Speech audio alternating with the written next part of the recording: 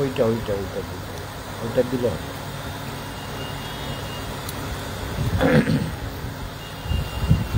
এই ছকে যেটা আলোচ্য বিষয় সেটা হচ্ছে কালসর্প দোষ আছে। এটা জানা হয়েছে কোনোদিন? কেউ বলেনি?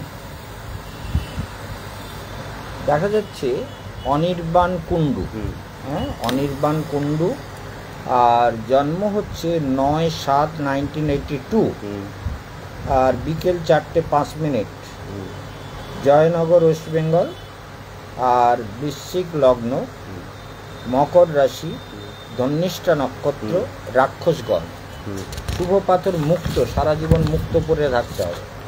পড়া হয়নি বোধহয়? আচ্ছা। জাতকের ভাগ্য বিচারে জাতক কঠোর কথা বলবে, মাঝে মাঝে কথার মধ্যে মধুরতা হারিয়ে যাবে, যার জন্য নিকট আত্মীয় সম্পর্ক ভালো থাকবে না। কথাটা বোঝা গেল?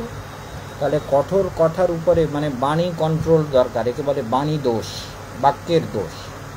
সেই জন্য গ্রহের প্রভাবে সেটা হয়।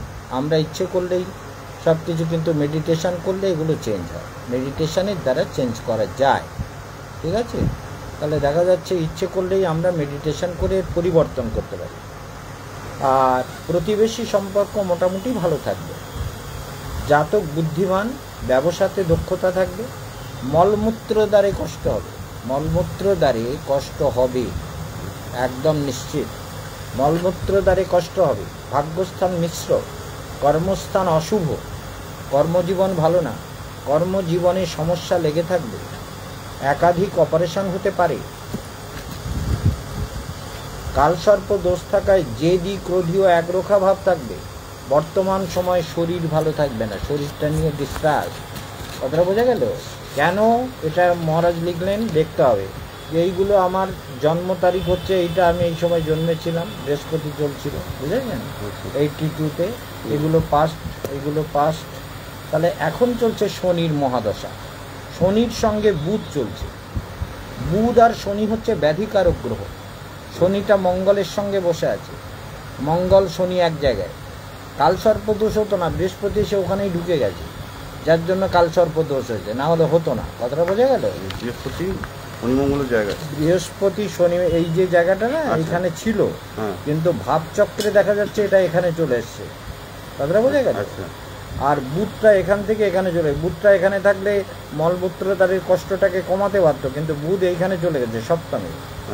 এই জন্য ব্যবসার ক্ষেত্রটা ভালো, কিছুটা আলস্য ভাব, পারিবারিক অশান্তি এগুলো থাকে। সেই জন্য এই কালসর্প দোষটাকে কাটাতে হবে, বোঝা গেল? সেই জন্য এটা প্রথম কাজ, যত তাড়াতাড়ি করা যাবে। কারণ 26 ডিসেম্বর থেকে আবার কেতু শুরু হবে, কেতুটাও ভালো না। কথাটা বোঝা গেল? তাহলে কেতুর প্রবলেম রয়েছে।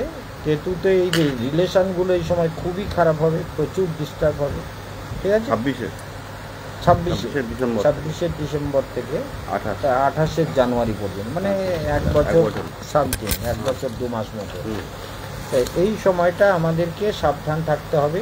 কালসর্প কবচ আমি লিখেছি রক্ত প্রবাল, সারা জীবন পরে থাকা দরকার। শরীরের জন্য রক্ত প্রবাল, না হলে অপারেশন হলে বারবার অপারেশন হবে। কারণ রক্ত প্রবাল 16-17 রতি লিখেছি, আর মুক্ত একটা 13 রতি, আর চুনি একটা 8 থেকে 9 রতি। ঠিক আছে? এগুলো সারা জীবনের রেমেডি। এবং এই যে মুক্ত, মুক্তটা এখানেও লেখা আছে, শুভ পাথর মুক্ত, রূপ দিয়ে পড়তে হবে। কথাটা বোঝা গেল? আর রং হচ্ছে মুক্তর রং যেটা শুভ্র, শুভ রং হচ্ছে শুভ্র। কথাটা বোঝা গেল? সেই জন্য মুক্ত পরে নিতে হবে, আর চুনিটা পরে নিতে হবে। প্রবালটা পরে পড়লেও হবে, কারণ কর্মস্থানের যত প্রবলেম তৈরি করছে সেটা হচ্ছে রবি। রবিটা কর্মপতি, যে লগ্নে জন্ম, কর্মের অধিপতি হচ্ছে রবি। কথাটা বোঝা গেল কি? বৃশ্চিক লগ্ন সেটা হোক গিয়ে, কর্মের অধিপতি হচ্ছে রবি, মানে কর্মস্থানের মালিক। বোঝা গেল না? এটা লেখা রয়েছে এই যে এখানে, এগুলোকে একটু, এটা কর্মস্থান 10th হাউস, দশম ঘর, এটা রবির ঘর। রবি বসে আছে মৃত্যুস্থানে অষ্টমে, যার জন্য মলমূত্র দ্বারে কষ্ট হবে। এগুলো লিখলাম এর কারণে। আর এইটা খারাপ হওয়ার জন্য এই কর্মস্থান খারাপ হয়েছে, কারণ এই ঘরের মালিকে এ মৃত্যুস্থানে বসে আছে। কথাটা বোঝা গেল? এই জন্য তো সেগুলো চুনিটা মাস্ক লাগবে। চুনি তো পড়তেই হবে, চুনি আর মুক্ত। প্রবালটা পরে পড়লেও হবে, আর কালসর্প কবচ পড়তেই হবে, বিকল্প চিন্তা করা যাবে না। প্রবালটা পড়লে ভালো, প্রবালটা পড়লে আর অপারেশনগুলো হতে দেবে না। আচ্ছা, এখন টাইমলি যদি পড়ে নেওয়া যায়। প্রবালটা কি রূপোতে না সোনাতে বানাতে হবে? তামাতে। তামাতে? তামাতে করলেই বেশি কাজ। আচ্ছা, হ্যাঁ, আর মুক্তটা রূপোয়, আর চুনিটাও তামায়। ওটা তামায় পড়তে হবে, ওর ধাতু হচ্ছে তাম্র। আচ্ছা, কথাটা বোঝা গেল? এই জন্য তামায়, সোনায় সবটাই পরা যায়, হ্যাঁ, কিন্তু সোনার দাম তো এখন আকাশ ছোঁয়া। দাম তো 1 সেই লাখ জন্য টাকা প্রতি এই হয়েছে। 10 গ্রাম, হ্যাঁ 10 গ্রাম, তার মানে 1 গ্রামের দাম 10,000 টাকা। 10,000 টাকা। একটা তাহলে? আংটি করতে গেলে, একটা আংটি করতে 6 গেলে গ্রাম সোনা লাগলে 6 গ্রাম 60,000 টাকা। হবে, মেকিং চার্জ মিলে 70-72 টাকা। হ্যাঁ, সেই জন্য এটা করতে হবে। ঠিক আছে। আচ্ছা, আর শনির অবস্থান? শনিটা তো মঙ্গলের সঙ্গে পড়েছে বলে অপারেশনের যোগ তৈরি করেছে। শনিটা কি ডাউন আছে বা শনি- কিছু এরকম ডিস্টার্ব শনি আছে? ডাউন নয়, শনিটা হচ্ছে মঙ্গলের সঙ্গে পড়ার জন্য অশুভ প্রভাব ফেলছে। কথাটা বোঝা গেল? আচ্ছা, বন্ধুস্থান প্রবলেম তৈরি করছে শনি মঙ্গলের সঙ্গে থাকার জন্য, মাঝে মাঝে ধৈর্যের অভাব করছে। এসব প্রবলেমগুলো তৈরি, ওই জন্য লিখে দিয়েছি ভাই। ঠিক আছে, কোনো অর্ডার দেবে কি এখন? না এখন অর্ডার দেবো না, আমি বিশ্বনাথবাবুর সঙ্গে পরে আসবো আজকে। আচ্ছা, আর তাহলে হচ্ছে আপনার 800 টাকা, ওদিকে 500 টাকা। 600 টাকা কি ঘোড়ার নালটা? হ্যাঁ, ঘোড়ার নাল লিখছি দুটো। আর বাস্তুযন্ত্র? না, শুধু ঘোড়ার নাল রয়েছে। 8 আর 6, তার মানে 14, তাই তো?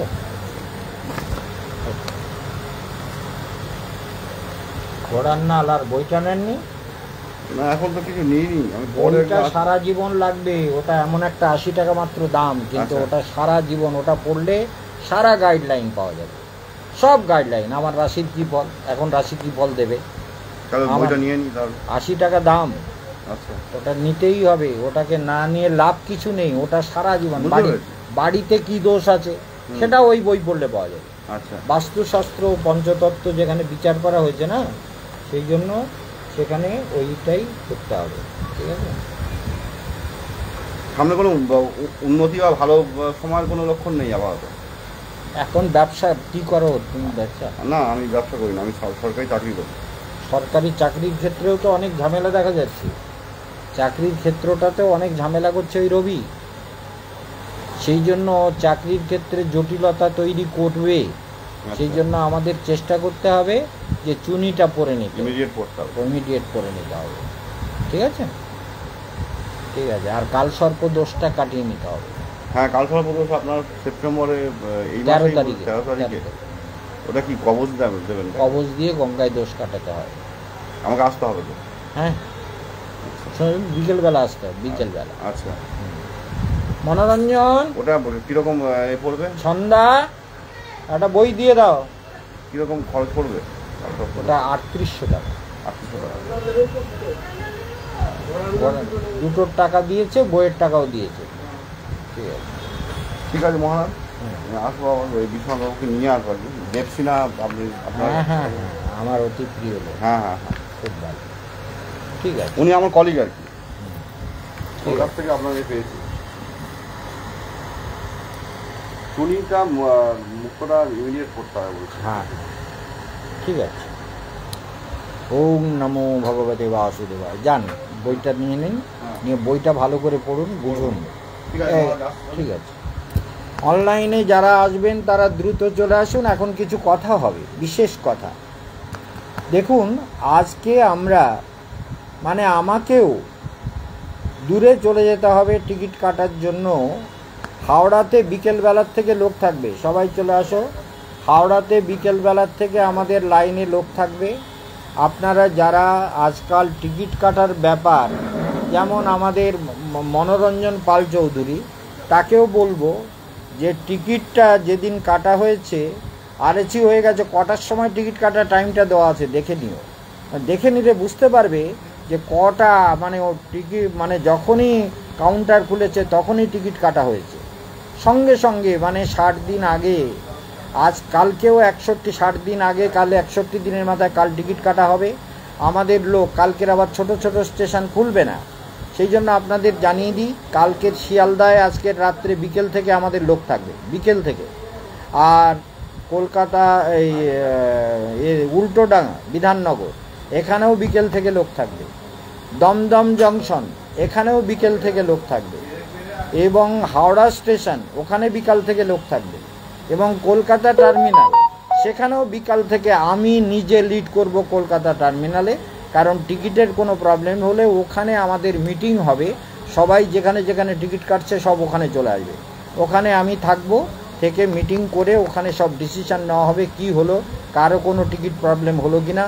আমরা 1 নম্বরে টিকিট কাটার চেষ্টা করছি, প্রচুর চেষ্টা করছি, যাতে আমাদের 1 নম্বরের টিকিটও সেদিন হয়নি। আপনাদের ভালো করে জেনে রাখুন, বালিগঞ্জের কাউন্টার খুলতে 1 মিনিট দেরি হয়েছে, বালিগঞ্জে আর টিকিট নেই, টিকিট পাওয়া গেল না, সে নাম লিখতে লিখতে টিকিট আর নেই, বলে আর টিকিট নেই, টিকিট সব শেষ, ওয়েটিং শেষ, আরএসি শেষ, একদম শেষ। সেই জন্য কালকে টিকিট কাটার জন্য বালিগঞ্জে 1 নম্বরে আমাদের লোক কিন্তু টিকিট তো পেল না। এইরকম অনেক প্রবলেম হচ্ছে। আপনারা যারা টিকিট করা, জানি না আগামী বছর আর আমি পরিক্রমা করব কি না, এর জন্য আমাকে অনেক প্ল্যান করতে হবে।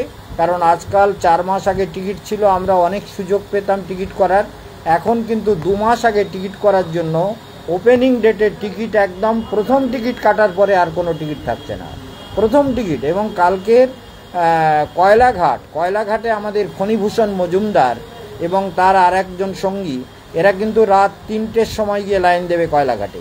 সেই জন্য মনে রাখবেন, হাওড়া, কয়লাঘাট, শিয়ালদা, কারণ ছোট ছোট স্টেশনে টিকিট দেবে না, বাগবাজার খুলবে না, শিয়ালদহ, তারপরে বিধাননগর, তারপরে দমদম জংশন, কলকাতা টার্মিনাল, এই সমস্ত স্টেশনে আমাদের লোক থাকবে। যে কটা কাউন্টার সে কটা লোক আজ বিকেল থেকে লাইনে থাকবে। সেই জন্য আপনাদের জানাচ্ছি যে টিকিট কালকের রিটার্ন টিকিট হয়ে যাবে। আর যাদের যাদের টিকিট হবে সবাইকে সেই ব্যাপারে আপনাদের যাদের যাদের ফোন নাম্বার দেওয়া আছে তাদের কাছে ইনফরমেশান চলে যাবে। তারপরে কি করব সেটা আমি কলকাতায় থেকে ওখানে আবার অনলাইনে জানাবো। কিছু বিশেষ কথা শুনুন। আমরা যে এই জীবন পেয়েছি, জীবনে সাধু সঙ্গে তীর্থ দর্শন, হরিনাম, হরিকথা শ্রবণ, মঙ্গলময়ী ভগবানের ধ্যান, উপাসনা, এগুলো আমাদের জীবনের পরমতম কর্তব্য। যে যত সুন্দরভাবে সেটা করে সে তত ভাগ্যবান। জীবনটা তো ভগবানের দেওয়া। সমস্ত যত জটিলতা আসে সেই জটিল পরিস্থিতিগুলোকে নিজেরা সাবধানে মানে নেগেটিভ চিন্তা না করে সামলাবেন। বলে যা হচ্ছে ভালোর জন্যই হচ্ছে, যেটা হয় ভালোর জন্য হয়। কারণ এই সৃষ্টিতে ভালো আর মন্দ দুটোই তো আছে, দিন আর রাত আছে, সুখ আর দুঃখ আছে। সেই জন্য আপনাকে মনে রাখতে হবে, সুখ দুঃখ ভালো মন্দ সবই সৃষ্টির খেলা। সেই জন্য মনে রাখতে হবে এই জীবনটা ভগবানের জন্য পেয়েছেন, ভগবানকে পাওয়ার জন্য। যে যত নিরন্তর ভগবানকে স্মরণ করবেন, মনন করবেন, ধ্যান করবেন, সে তত ভাগ্যবান। কারণ প্রহ্লাদ মহারাজ বলছেন যে একটা অদ্ভুত কথা, কৌমারে আচরেত প্রাজ্ঞ ধর্মান ভাগবতানিহ। কৌমার কাল থেকে ধর্মের আচরণ করো। কৌমার কাল মানে 9 বছর থেকে, 8-9 বছর থেকে আমি সাধনা শুরু করেছি। সেজন্য আমাদের মনের সঙ্গে দুনিয়ার মন মেলে না, আপনাদের ভাব মেলে না, আপনাদের বিচারধারা মেলে না। এই জন্য কেশবানন্দ মহারাজ মাঝে মাঝে ধমকান। অনেকে বলে মহারাজ খুব রাগ করেন, মহারাজ রেগে যান। আরে মহারাজ রাগ করবেন, মহারাজের খেয়ে কাজ আছে? রাগ করেন না, এটা তার তপস্যার তেজ। ছোটোবেলার থেকে যে তপস্যা করেছি আর শিবের অংশে যে জন্ম নিয়েছি, সেই জন্মের একটা তেজ তো জন্মকাল থেকে পেয়েছি। সেই তেজ ছোটোবেলার থেকে কত অসাধ্য সাধন করেছি জানেন, মৃত্যুর সঙ্গে পাঞ্জা লড়েছি, কত রকম, সেসব গল্প তো আপনাদের বলে লাভ নেই। তাহলে ভাগবতানিহ দুর্লভম মানুষম দেহম, ভালো করে মনে রাখবেন, দুর্লভম মানুষম দেহম তদপ্য ধ্রুবম অর্থদম। অনিত্যম, মানব দেহ যদিও অনিত্য, কিন্তু এই জীবনেই ভগবানকে পাওয়া যায়। তাহলে কৌমারে আচরিত প্রাজ্ঞ ধর্মান ভাগবতানি, ভাগবত ধর্মের আচরণ যদি ছোটবেলার থেকে যারা করে, তাদের মন মানসিকতা চিন্তা ভাবনা এগুলো সব অন্যরকম হয়, জগতের সঙ্গে মিলবে না। তো আমরা সব গরমিল লোক, বুঝেছেন? মানে আপনাদের কি বলবো বলুন তো, লক্ষ্মী ছাড়া, ছন্ন ছাড়া, ভিটে ছাড়া, বাপ ছাড়া, বাপে খেদানো মায় খেদানো, আর বিয়ে করিনি এই জন্য বউ খেদানোটা হয়নি। আর কিছু কিছু লোক আছে বউ খেদানো, সেগুলো সব ভজন করতে আসে, কিন্তু ভজনটা হবে কি করে? কি করে ভজন হবে? দুনিয়ায় সব জীবনটা সংসারের রস ঢালতে ঢালতে ঢালতে ঢালতে না, সংসারের রস নিংড়ে ছোবড়া হয়ে গেছে। এখন এই ছোবড়া নিয়ে ভগবানের কাছে এলে ভগবান বলে এই ছোবড়া দিয়ে কি করব? ঝপড়াতে তো শুধু আগুনই জ্বালা যায়, ছোবড়া দিয়ে আর কি করা যায়? তবে আজকাল বৈজ্ঞানিকরা বলেছে ছোবড়া কিন্তু ওই গাছ নূতন কলম করে লাগালে ছোবড়া যদি কুচিয়ে কুচিয়ে ওই টবের নিচে দেওয়া হয়, তার উপরে মাটি দিয়ে যদি করা হয়, মানে কলম গাছ চারা লাগানো হয়, তাহলে কিন্তু সেই গাছে জোর হয়। তারপরে আবার অন্যরকম কিছু করতে হয়। যাই হোক, ছোবড়াগুলো আজকাল তবু কাজে লাগছে। এখন ছোবড়াগুলো কাজে লাগছে বলে আপনার কাছে ছোবড়া কাজে লাগছে? বলে হ্যাঁ, এই ছোবড়াগুলো দিয়েই তো এখন কাজ চালাচ্ছি। কি করব, ছোবড়াগুলো ছাড়া কাজ চলছে না। এইটা বাস্তব ঘটনা। সেই জন্য বলবেন যে আচ্ছা ছোবড়া দিয়ে কী কাজ চালাচ্ছেন মহারাজ? আপনাদের বলবো, ছোবড়া দিয়ে আমাদের এখন আশ্রম চালাতে হচ্ছে। ছোবড়া হয়ে গেছে, আশ্রম চালাতে হচ্ছে ছোবড়া দিয়ে। তাহলে ছোবড়া তো একরকম, মানে মানুষ যখন সংসারে থাকে না, তাহলে কদিন ধরে গান শোনাচ্ছে, শুনছেন তো? তাতল সৈকতে বারুই বারি বিন্দু সম সুতমিত রমণী সমাধি। তাতল সৈকত মানে, সৈকত মানে বালু। বালু যখন তাতল মানে তপ্ত হয়ে যায়, উত্তপ্ত হয়ে যায়, সেখানে একটুখানি জল দিলে জল আর খুঁজে পাবেন? তেমনি এই সংসারে যা কিছু সুখ পাচ্ছেন না, ওই বাড়ি বিন্দু সম। ওই বাড়ি একটুখানি সুখ পাবেন, এই ছেলে একটু সুখ দিল, কি নাতি একটু সুখ দিল, কি পয়সা একটু সুখ দিল, কিন্তু জীবন কি হবে? বৃদ্ধকাল বল সব সুখ ভাগল। বুড়োকাল যখন আসে না, সব সুখ পালায়। তবে কেশবানন্দ মহারাজের সঙ্গে যাচ্ছেন, এই সুখগুলো যাতে না পালায় ওগুলোর ওষুধ আমি দেব। বলে কি করে ওষুধ দেবেন? বলে যোগ প্রাণায়াম ধ্যান। জানেন আমাদের গায়ত্রী দেবী নিজে যোগ প্রাণায়াম ধ্যান করে আগে ডাক্তার দেখাতো প্রায়, এখন আর ডাক্তার দেখাতে হয় না, যোগ প্রাণায়াম করে সবাইকে শেখায়। আশ্রমে 2 মাস ছিল আমার সঙ্গে থেকে, অনেক কিছু শিখেছে, শরীর ফার্স্ট ক্লাস আছে, লক্ষ্মী মেয়ে একদম। হ্যাঁ, গায়ত্রী দেবী একদম রঘুনাথপুরের আচার্য কিন্তু আশ্রমের। সেই জন্য মনে রাখতে হবে যে আমিও এবার আপনাদের কি করব বলুন তো, ওষুধ দেব। বলে কি ওষুধ দেব? বলে ওই বুড়ো হয়ে যাতে কষ্ট না পান। তার মানে প্রতিদিন ব্যায়াম করাবো, সকালবেলা ভাগবত বলবো, 7টা থেকে 10টা ভাগবত হবে, তার মধ্যে ভজন হবে, সব হবে, নাচ গান সব কিছু করবেন। আর বিকেলবেলা ধ্যান প্রাণায়াম আসন, শরীর সুস্থ রাখার প্রসেস। তারপরে যারা তাজা হবেন তাদের 1তলা থেকে 4তলা পর্যন্ত ওই সিঁড়িতে দৌড় করাবো, তারপর নামাবো, এইসব সব কিছু করাবো। করিয়ে টরিয়ে ব্যথা ট্যাথা যাতে দূর হয়ে যায়, তাদেরকে নিচের থেকে উপর পর্যন্ত বলে দৌড়ে যাও, আবার চলে এসো। কী করবেন? করতে পারবেন না আমার সঙ্গে? আমারও তো 69 বছর বয়স গোসাই। গোসাই আপনাকে বুঝতে হবে তো যে কেশবানন্দ বন মহারাজ 69 বছর রানিং। অতএব মহারাজ যদি করতে পারে, আমরা কেন করতে পারবো না? মহারাজের তো 32 বছর ধরে সুগার, সেই সুগার নিয়েই তো দুনিয়ার কিস্তি কেল্লা ফতে করে যাচ্ছে। তা আপনারা কেল্লা ফতে করতে পারবেন না? আপনারা মহারাজকে ভক্তি করবেন কেন? মহারাজ যদি আপনার রোগ সারাতে না পারলো, মহারাজ যদি আপনার জ্ঞান দিতে না পারলো, মহারাজ যদি আপনার চেতনাকে পজিটিভ চিন্তায় কনভার্ট করতে না পারলো, আপনার জীবনকে সুন্দর করে দিতে না পারলো, আপনার জীবন পথে নানান জটিলতার সমাধান করতে না পারলো, এই যে এক্ষুনি একজনের ভাগ্য বিচার করলাম, দেখলেন তো? তাহলে যার ভাগ্য বিচার করলাম তাকে তো পুরো রাস্তা বলে দিলাম, এই তোমার জীবন, এই হচ্ছে তোমার পরিস্থিতি। তুমি চাকরি পেয়েছো ঠিক আছে, কিন্তু চাকরির ক্ষেত্রেও অনেক জটিলতা রয়েছে। এবং যা যা বলেছি সে মানতে বাধ্য। এই জন্য এই সংসারের দুর্গম পথে থাকতে গেলে আপনাকে একটু বুঝতে হবে যে বৃদ্ধকাল যখন বার্ধক্য আসে, সেদিন আমাদের এক মাস্টারমশাই এসেছিলেন কালীপদ ঘোষ, সেটাও আপনাদের দেখিয়েছিলাম অনলাইনে। কালীপদ ঘোষকে হরিকথা বলছিলাম, তো মাস্টারমশাই বলছে কবে মরবো আমাকে সেইটা বলে দেন। তো আমাকে খুব ভালোবাসে, আমার থেকে বয়স বেশি, 84 বছর বয়স, তো আমার থেকে 15 বছরের বড়। 84 বছর বয়স, মাস্টারমশাই এসেছে ওই আমার জন্মভূমির থেকে। তো তাকেও বলছিলাম মরবেন, মরণ তো কারু হয় না, আপনারা বোঝেন না এখনো?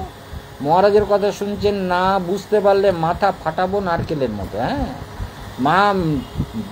মরণ তো কারো হয় না, জীব কিছুই ধ্বংস হয় না। সেই জল আকাশে যাচ্ছে, সমুদ্রে যাচ্ছে, নদী নালা খাল বিল দিয়ে আবার সমুদ্রে মিশছে, সমুদ্রের থেকে আবার বাষ্প আকারে আকাশে উঠে যাচ্ছে। সৃষ্টিতে যা আছে কোনোটা তো শুধু রূপান্তর ঘটছে। এটা অলকানন্দার জল, এটা রেবা নদীর জল, এটা মন্দাকিনীর জল, এটা গঙ্গার জল, এটা সিন্ধু নদীর জল, এটা কাবেরী নদীর জল, এটা দুনিয়ার অসংখ্য নদীর জল কোথায় যাচ্ছে? সমুদ্রে। আকাশাতে পতিতম তোয়ম সমুদ্রম প্রতিগচ্ছতি। আকাশ থেকে যে জল পড়ে সেটা সমুদ্রেই যায়। যত জল জলেব নিম্ন গা। আজকের যে আমরা টিকিট কাটবো, আমরা আমাদের কর্তব্য করব, কর্তব্য তো ফাঁকি দেব না, এটা তো নিশ্চিত কথা। কিভাবে কি করে, কারণ সেদিনকে দুটো গাড়িতে আমাদের টিকিট করতে হয়েছে। যখন টিকিট না পেয়েছি তখন একটা দল 50 জনের একটা গ্রুপ সকালবেলা দুপুরবেলা যাবে, আর রাত্রে 11টা সেই গ্রুপে মনোরঞ্জন থাকবে। আর এই গ্রুপে আমাদের তপন মণ্ডল আর হচ্ছে স্বপন দত্ত দালাল আর হচ্ছে আর কে কে আছে, এদের সব লিডিং পোস্টে এদের দেব। তপন এরা সব, ডক্টর বিকাশ চন্দ্র গায়েন এরাও কিন্তু লিডিং পোস্টে থাকবে। আর আমাদের মনোরঞ্জন চৌধুরী, না ডক্টর মনোরঞ্জন পাল চৌধুরী, ও আমাদের শিষ্য, খুব ভালো। ওর গাড়ির পুজো করলাম সেদিন, নিশ্চয়ই দেখেছেন। ওই মনোরঞ্জন পাল চৌধুরী থাকবে, এদের উপরে দায়িত্ব থাকবে যে তোমরা এদেরকে লিড করে নিয়ে যাবে। মনোরঞ্জন গিয়ে ওদেরকে সব গাড়িতে বসিয়ে দিয়ে মনোরঞ্জন তারপর খাওয়া দাওয়া করে রাত্রে চলে যাবে শিয়ালদায়। কারণ আমি তো বৃন্দাবনে থাকবো, আমি আপনাদের সঙ্গে থাকছি না, আমি বৃন্দাবনে থাকবো। আপনাদেরকে মথুরায় রিসিভ করার সব ব্যবস্থা আমার থাকবে। যারা এদিনকে সকালে যাবে, দুপুরে যাবে একটা ট্রেনে, কিংবা যারা 11:55 শিয়ালদা থেকে যাবে, 10:55 যাবে শিয়ালদা থেকে, 13 নম্বর প্ল্যাটফর্ম বোধহয় দিয়েছে। যাই হোক, আপনারা দেখে নেবেন, সবাই তো আজকাল ফোনে সব কিছু খবর পেয়ে যান। তাহলে আমরা সেটা যাব জয়পুর শিয়ালদা এক্সপ্রেস, শিয়ালদা জয়পুর। শিয়ালদা থেকে জয়পুর যাচ্ছে যে ট্রেন, সেটাতে আপনারা মানে আগ্রা ফোর্টে গিয়ে নামবেন, ওখান থেকে গাড়ি থাকবে আপনাদের নিয়ে যাওয়ার জন্য। সেই জন্য যত রকম উল্টোপাল্টা খরচ তো হবেই। যাই হোক, আপনারা সেটা তো আমরা ব্যবস্থা করব। টিকিট পাওয়া আজকাল সব থেকে জটিল ব্যাপার হয়েছে। তাহলে কি করবেন? জীবনে কর্তব্য কর্ম আমিও করে চলেছি, আপনারাও করে চলবেন। নেগেটিভ চিন্তা করবেন না, যা হবে সব ভালো হবে, যা হবে ভালোই হবে, ভালো হবে না? যা হবে ভালো হবে। নেগেটিভ চিন্তা করলে কোথায় যাবেন তা ঠিক আছে, কোন নরকে গিয়ে 36টা নরক আছে, তো কোন নরকে যাবেন, কি কোন কোয়ালিটির নরকে যাবেন, সোনার কোয়ালিটির নরক না আগুনের নরক না কিসের নরক, মহা নরক। এত নরক, গরুর পুরাণে তো এইসব নরকের বর্ণন করেছে, আর কি ধরনের শাস্তি দেয় সে তো ঋষিরা বর্ণন করেছেন। ঋষিরা তো সব সত্য দেখেছেন না। এই নারদ আর কৃষ্ণ মিলে ঘিরে ঘিরে দেখে বলে, এসব কি হচ্ছে নারদ? বলে পাপীদের শাস্তি দেওয়া হচ্ছে। বলে সে কি? তাহলে চলো জম্পুরিতে যাই, দেখি এত কান্না, এত দুঃখ, এই সব কারবার, বুঝেছেন? ভগবান এইসব কারবার, ভগবানের এই জগৎটা তার একটা ব্যবসা তো, কারবার। আমরা সেই কারবারের সব আমরা মালপত্র, কখন মরে যাব তার ঠিক নেই, কোন মালপত্র কখন পচে যাবে। এই সুগারে বিশেষ করে পচে মরে, সুগার হলে পচে পচে মরে, মনে রাখবেন। বলে মহারাজ আপনি পচে পচে মরবেন? বলে সেটার সম্ভাবনা নেই, সেটা হবে না, সেটা আপনাদের জানিয়ে দেবো। সুগার, কেশবানন্দ মহারাজ পচে পচে মরবে না, সেই রকম সুগার পচিয়ে পচিয়ে মারে আর নিঃশব্দে মারে, সাইলেন্ট কিলার। সেই জন্য এসব নিয়ে চিন্তা করার দরকার নেই। ধ্যান করবেন, মন্ত্রজপ করবেন, ঈশ্বর প্রণিধান করবেন, আর জীবনটা ঠিক সাধু সঙ্গে জীবন কাটাবেন। আর পরিক্রমায় যারা যাচ্ছেন এবার ভাগ্যবান, আগামীবার যাবো কি না জানি না, হাজার অনুরোধ করলেও কোনো প্রোগ্রাম করব কি না, কারণ টিকিটের এত প্রবলেম ফেস করা। আমিও আজ রাত্রে স্টেশনে থাকবো, আজকের রাত্রে কলকাতা টার্মিনালে আমি গিয়ে ঘুমাবো, জানেন তো, বুঝতে পারছেন? তাহলে আপনি কেন যাবেন? বলে আমাকে না গেলে আমি টোটাল সিস্টেমটাকে কন্ট্রোল করতে পারবো না, যার জন্য আমি গিয়ে এসিতেই ঘুমাবো। এসি আছে ওখানেও, ওই এসিতেই ঘুমাবো। আরপিএফের লোকেরা আছে, ওদেরকে বলে। কিন্তু আমিও আজ স্টেশনেই থাকবো, আমিও স্টেশনে থাকবো। সেই জন্য মনে রাখবেন যে কেশবানন্দ বন মহারাজ যা বলেন তাই করেন। সবার জীবন পথ সুন্দর হোক, সবাই ভালো থাকবেন। অনেক কথা বলার দরকার নেই, শুধু ভালো করে সবাইকে শেয়ার করে দেবেন। যত লোক আসছে সবাইকে শেয়ার করে দেবেন যে মহারাজের কথা মতো জীবনে চলতে হবে, এটাই জীবনের সবথেকে বড় কথা। সেইটা ভালো করে শুনবেন। আর আপনারা ফোন করে আপনাদের সিট নাম্বার, কোচ নাম্বার নিয়ে নেবেন। সব মনোরঞ্জনের ফোন নাম্বারটা আপনাদের কাছে রাখবেন, নিয়ে নেবেন। সবাই ভালো থাকুন, ধ্যান করুন, মন্ত্র জপ করুন। আমি আর এগোবো না, এখন আর এগোচ্ছি না। সবাই শেয়ার করে দেবেন, আপনাদের সবার কাছে পাঠিয়ে দেওয়া হচ্ছে, এবং সবাই সবাইকে শেয়ার করবেন। প্রত্যেক যাত্রীরা যেন খবরটা পেয়ে যায়, সেইটা আপনাদের কাছে অনুরোধ। সবাই ভালো থাকুন। ওম শান্তি।